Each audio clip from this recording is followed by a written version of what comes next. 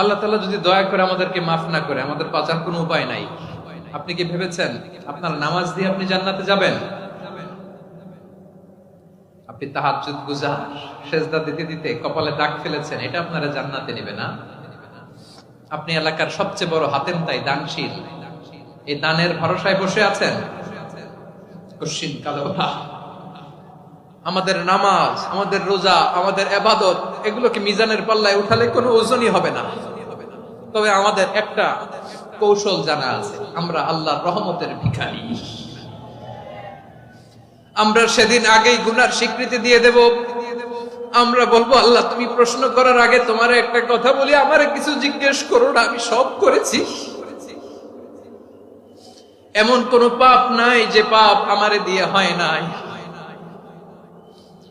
তোমার রহমত দিয়ে তুমি জান্নাতে পাঠাবা। তোমার